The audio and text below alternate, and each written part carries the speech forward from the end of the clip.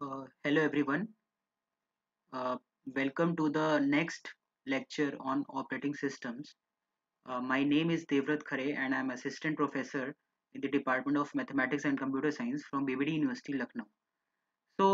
In the previous lectures, we have covered the basics of operating systems. What are the various features of the operating systems? The basic definition of an operating system. We have discussed the particular what are the various you can say functions of an operating systems, and how operating system is acting as a resource manager, and what are the various components of an operating system, what are the various basic services of an operating system, and how this particular operating system is acting as a good user interface, right? We have just discussed the basics covering the concepts of operating systems, and we have also discussed the history of operating systems in the previous lecture. So in this particular lecture, we are going to discuss about the various types of the operating system that are existing, right? So we will be discussing each and every types of operating systems in detail with their advantages and disadvantages. Okay, let's just start with the types of operating systems that are existing. Moving to the next slide, that is your types of operating system. Basically, there are various types of operating systems which are as follows. Uh, we can also define the types of operating system into two segments or two broad categories, that is your user level and system level, right? So in user level, we can have the three most important or three basic uh, types of operating system, that is your single user single tasking operating system, single user multitasking operating system, multi user multitasking operating system. Being on the broad category of having the user level, right? So we have the three most important or the basic types of the operating system. And now if we talk about the system level types of operating system, then we have the batch operating system, time sharing operating system, then we are having the distributed operating system, network operating system, and real time operating system, right? So we have just divided, or you can say we have just categorized into two broad categories of the for the types of the operating systems. So we will be discussing each and every types with the advantages and disadvantages. Okay, like if we talk about the user level, then we have the single user single tasking operating system, single user multitasking operating system, multi user multitasking operating system. And for if we talk about the system level, then we have the batch operating system, time sharing operating system, then we have the distributed operating systems, network operating system, a real time operating system. And there are various types of the real time operating system, that is your hard real time operating system and soft real time operating system. So these are the various categories, and we have specified into two broad categories, right? This makes the understanding very easier. So that's why we have just categorized into two broad categories. So now we are starting with the particular user level types of the operating system. Okay, so single user single tasking operating system. So as the name suggests, that there is a single user, and that particular single user is performing a single task in the particular operating system, right? So an operating system that allows a single user to perform only one task at a time is called a single user single tasking operating system. Functions like printing a document, downloading images, etc. can be performed only one at a time. The examples include MS-DOS, Palm OS, etc. This operating system occupies less space in memory, and it can perform only a single task at a time. So this is your single user single tasking operating system. Then moving to the next slide, that is your next type of operating system, that is your single user multitasking operating system. An operating system that allows a single user to perform more than one task at a time is called single user multitasking operating system. Examples include Microsoft Windows and Macintosh operating system. It is time saving as it performs multiple tasks at a time, yielding high productivity. This operating system is highly complex and occupies more space, right? So moving to the next type of the operating system, that is your multi-user multitasking operating system. It is an operating system that permits several users to utilize the programs that are concurrently running on a single network server. The single network server is termed as terminal server. Terminal client is a software that supports user sessions. Examples include Unix, MVS, etc.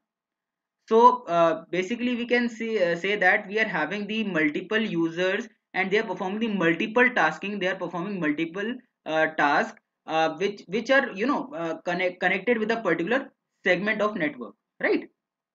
So it is highly productive as it performs multiple tasks at a time. But there is also a kind of a disadvantage. If the connection to the server is broken, user cannot perform any task on the client as it is connected to that particular server. Okay, so this was all the basic types of the operating system if we are talking about the user level. Now we will be focusing on the system level types of operating system that can prevail, right? So moving to the next type of operating system, that is your batch operating systems. So this type of operating system does not interact with the computer directly, and there is an operator which takes similar jobs having same requirement and groups them into various batches. So it is the responsibility of operator to sort the jobs with similar needs. So certainly we can see that the batch operating system works on the basis of establishing the particular batches, that we create the particular batches and that batch is created with the help of data and programs, right? So they do not interact with the system, computer system directly, right? So there is an operator which takes similar jobs having same requirement and group them into various batches, right? And it is the responsibility of the operator to sort the jobs with similar needs. Okay, so moving to the advantages of batch operating system, it is very difficult to guess or know the time required by any job to complete. Why it is difficult? Because yeah, we can have the very slow processing, right? So processors of the batch system know how long the job would be when it is in queue. Multiple users can share the batch systems. The idle time for batch system is very less, and it is easy to manage large work repeatedly in batch systems. Okay, so these are the various advantages of the batch operating system. Why? Because these advantages have really helped the batch operating system to prevail, right? Then moving on to the disadvantages of batch operating system, the operators should be well known with batch systems. Batch systems are very hard to debug. It is sometimes very costly. The other jobs will have to wait for an unknown time if any job fails. And the various examples of batch based operating systems are payroll system, bank statements, etc. So here we can see there are various disadvantages of this batch operating system. So that's why we just moved on, or we evolved to the various types of other operating systems that are being existed, right? So moving to the next type of the operating system, that is your time sharing operating system. In time sharing, each task is given some time to execute so that all the tasks work smoothly. Each user gets time of CPU as they use single system. These systems are also known as multitasking systems. The task can be from single user or from different users also. The time that each task gets to execute is called quantum. After this time interval is over, operating system switches over to the next task. Or we can say that in time sharing operating system, we are having the various terminals through which we all are connected and we are sharing the same screen to that particular each and every individual users, right? So in time sharing system, we are just connected, or you can say it is the logical extension of multi-programming, right? So what are the advantages of time sharing operating system? Each task gets an equal opportunity, right? Because we are sharing the particular we are sharing the information from one system to another, and there are various terminals, right? So each task gets an equal opportunity. Then next advantage of time sharing operating system is less chances of duplication of software. and CPU idle time can be reduced. So as we all know that in an ideal condition, the CPU idle time must be reduced. So that is the main advantage of the time sharing operating system. Okay. So moving to the disadvantages of time sharing operating system, there is a reliability problem. If we talk about time sharing operating system, then one must have to take care of security and integrity of user programs and data. Why? Because since we are connected in various terminals, and since if any of the terminal gets tracked or hacked, then it can create a problem for each and every person who are sharing the data and who are communicating with each other, right? So data communication problem can also exist, as I told you, with the help of an example, right? So examples of time sharing operating systems are multi-CS, Unix systems, and etc. So these are the various disadvantages of time sharing operating system, and this particular examples of time sharing operating systems are multi-CS, Unix systems, etc. Okay. So moving to the next type of operating system, that is your distributed operating system. So these types of operating system is a recent advancement in the world of computer technology and are being widely accepted all over the world, and that too with a great pace, right? So various autonomous interconnected computers communicate with each other using a shared communication network. Independent systems possess their own memory unit and CPU. These are referred to as loosely coupled systems or distributed systems, right? So these are the recent advancement in the world of computer technology and are being widely accepted all over the world, right? So what are the various advantages that can enhance the distributed operating system? Failure of one will not affect the other network communication, as all systems are independent from each other. So that is the main big advantage. Like if any of the system network fails, then there will not be the overall failure of the system, because each and every system is independent from each other. Then electronic mail increases the data exchange speed. Since resources are being shared, computation is highly fast and durable. Load on host computer reduces. These systems are easily scalable, as many systems can be easily added to the network. So these are the various advantages of distributed operating system. So moving to the next, that is your disadvantages of distributed operating system.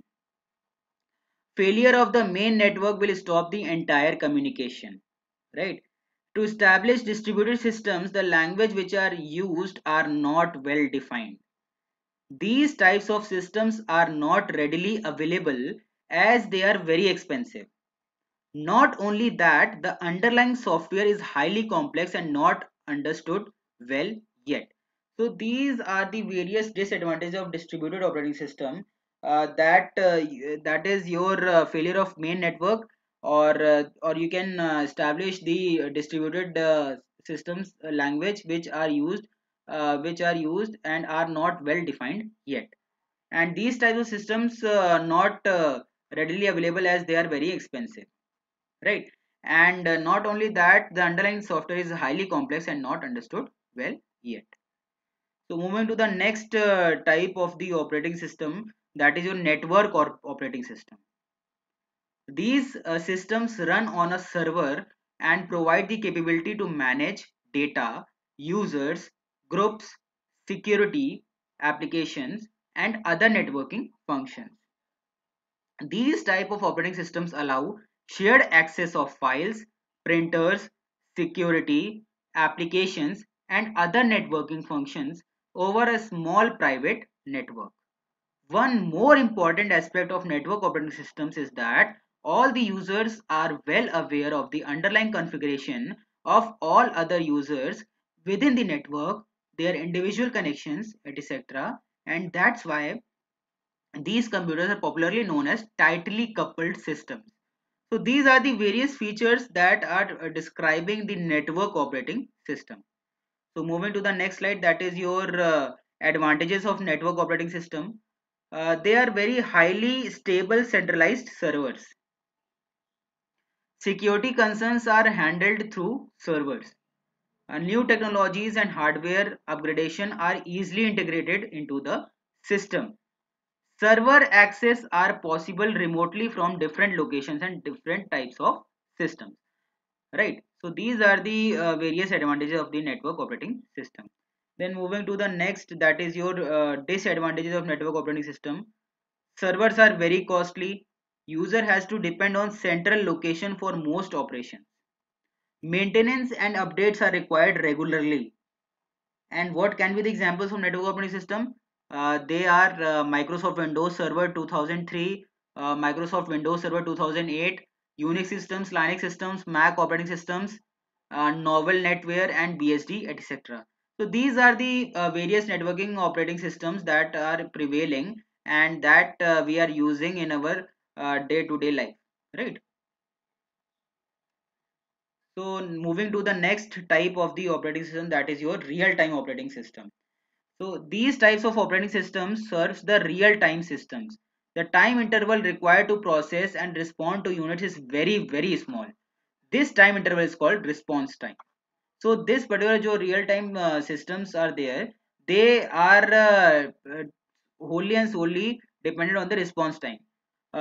Real-time systems are used when there are time requirements which are very strict, like missile systems, air traffic control systems, robots controlling, etc.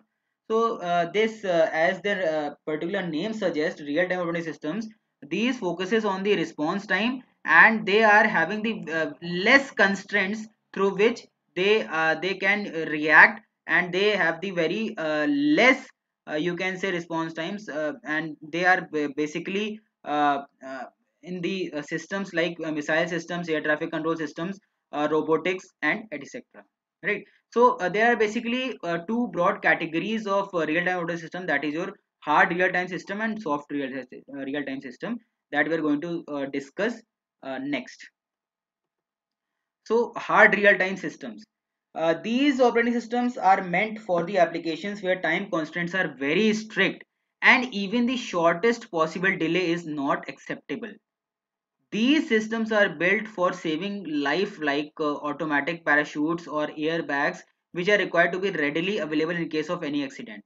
Virtual memory is almost never found in these systems. So these are the hard real-time systems. Now moving to the next, that is your soft real-time systems.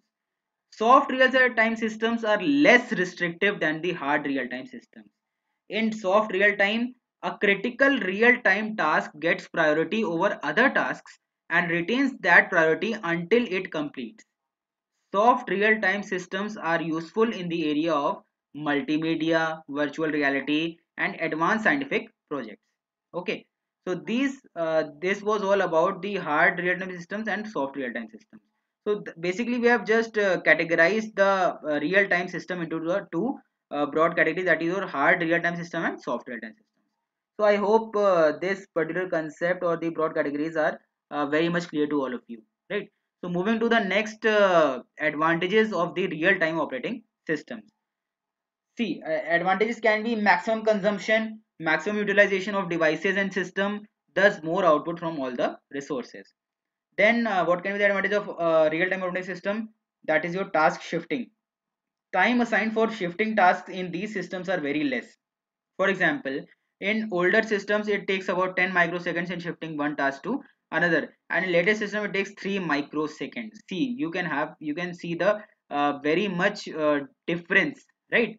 And focus on running applications, and less importance to applications which are in queue. So these are the various advantages of the real-time operating system, right? Then moving to the disadvantages of the real-time operating system, that is your limited tasks. Very few tasks run at the same time, and their concentration is very less on few applications to avoid errors. Then we can have the use heavy system resources. Sometimes the system resources are not so good and they are expensive as well. Then we can have the various next disadvantage, that is of your complex algorithms. The algorithms are very complex and difficult for the designer to write on. That is for real-time operating system. So basically we have discussed each and every types of operating system that exist, and we have, you know, just try to simplify to make you understand better. Like uh, there are various types of operating system, but we have just categorized into two broad categories, that is your user level and system level, right? And in user level we have discussed the three basic types of operating system, and in system level we have discussed the various types of operating system that are existing, right? So I hope you all have understood the concept of the types of the operating systems, and I hope that you all will face no problem in understanding the concepts of the types of operating systems. So thank you so much.